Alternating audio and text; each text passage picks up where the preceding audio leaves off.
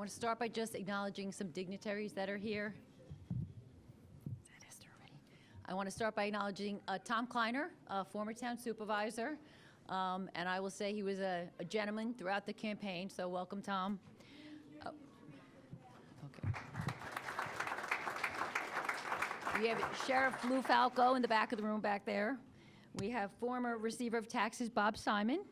We have county legislator, brand new Jim Foley and John McGowan, and then we have Vince Tyre here. Thank you for coming. Chief Donald Butterworth. Under Sheriff Mary, Esther, please. Under Sheriff Mary Barbera. Former Councilwoman Eileen Larkin. Patrick Frawley, Chief Assistant District Attorney. And Nick Whalen, our PBA president, back in the back of the room.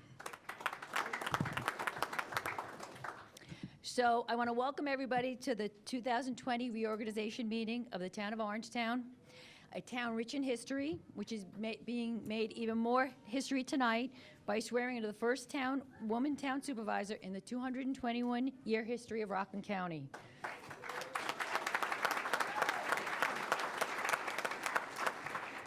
When I started to prepare my remarks for tonight, I planned to mention this at the very end, but I moved it to the beginning because I know there's so many people that this was important to them, and it was made a big deal in the media. But as much as it is an honor, and it is a huge honor, it is not how I want my tenure supervisor to be defined. I'm an attorney that worked for the town part-time for 23 years. I'm with 4 town supervisors. I'm an experienced real estate attorney. I'm an active member of the community. I'm a mother, a wife, a sister, a daughter, a neighbor, and a friend. That is who Orangetown elected to be the next town supervisor. With that said, I want to thank the people of the town of Orangetown for trusting me to be their next town supervisor. It is an honor and a privilege, and I'm excited by both the opportunities and the challenges ahead. As promised during the campaign, my administration will work tirelessly every day to move Orangetown in the right direction. I want to start by thanking former town supervisor Chris Day for his leadership and strong support for my candidacy. Chris accomplished a lot during his term and started some really exciting projects, including the new town hall and community center, which are both in final design stages. I look forward to picking up where he left off on these and other initiatives and seeing them through to completion. On a personal note, I want to say that I enjoyed working with Chris Day these last 2 years. I wish him and his family the best and hope that one day he returns to public office. I look forward to working with the members of the town board, Councilmen Troy, Divinity, Valentine, and Batari, as well as our town clerk, Rosanna Sfraga, our highway superintendent, Jim Dean, town justices, Pat Lovis and Rich Finning, and all the town department heads, as well as the CSEA and PBA leadership.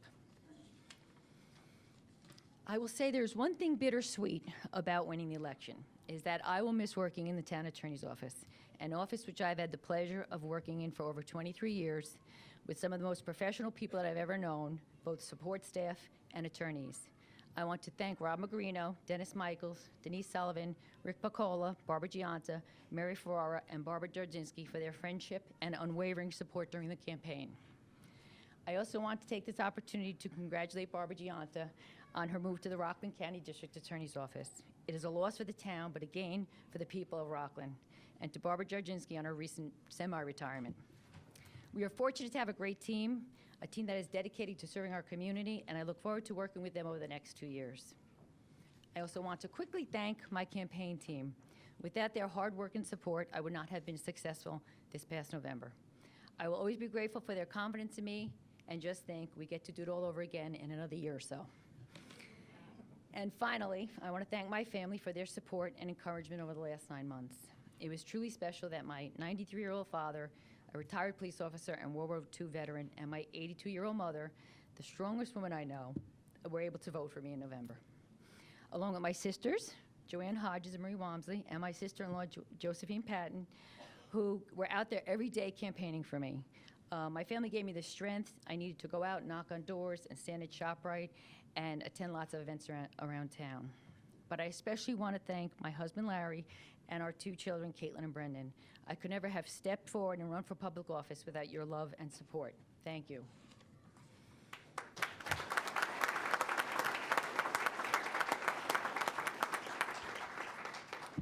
9 months ago, when I was asked to run for town supervisor, it was a difficult decision and one that I did not make lightly. But I decided to run for 2 reasons. First, I believe the town had made significant progress over the last few years, and I did not want to see the town go backwards.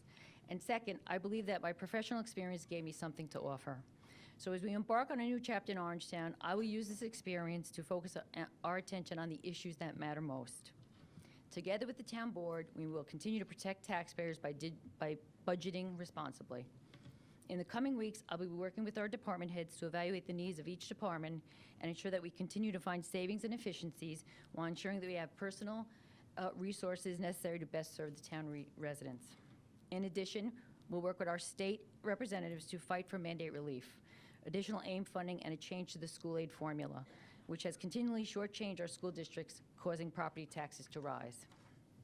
We will focus on innovative ways to grow our economy by revitalizing our downtown, and we'll work with the state to redevelop RPC. In addition, we will proactively recruit businesses to come to Orangetown, to the Pfizer property, Blue Hill Plaza, and the Route 303 corridor. Economic development will be a major priority of my administration as we seek to bring in new, clean tax rateables and continue on the progress of the town board in bringing in companies like Chase and Bloomberg. In addition, we will stop irresponsible development. As I stated during the campaign, this is the most pressing issue throughout Rockland County, and I will use my experience as a local real estate attorney to work with the town board to craft and implement laws designed to address these concerns. The town board has made significant progress by passing laws and taking actions, such as increasing fines for town code violators and hiring additional code enforcement officer. However, there is more to be done. Together, we will update the town's woefully outdated comprehensive plan, which hasn't been updated since 2003, and review and strengthen our zoning laws and town code. We'll establish a land trust to purchase under-threat properties like the HNA property in Palisades and Nyack College. We'll continue to judiciously use the PAC, the Planned Adult Community Zone, to allow seniors to stay in the town and to look for other housing options in and around our downtown districts for our young residents to move until they are ready to buy a home in the town. All of these initiatives, community engagement is critical, and we will work transparently and with input from residents to ensure that we do what is in the best interest of the town. Finally, we will safeguard our environment by protecting our water and air quality, preserving open space, investing in our sewer infrastructure, and promoting recycling. As supervisor, I will work with elected officials throughout our town and county, including the river villages, community leaders, and residents to continue the good work of the town board and tackle these issues head-on in a bipartisan way, as I have done the last 23 years in the town attorney's office. I'm excited to get to work, and once again, I'm grateful to the people of Orangetown for the opportunity. Thank you.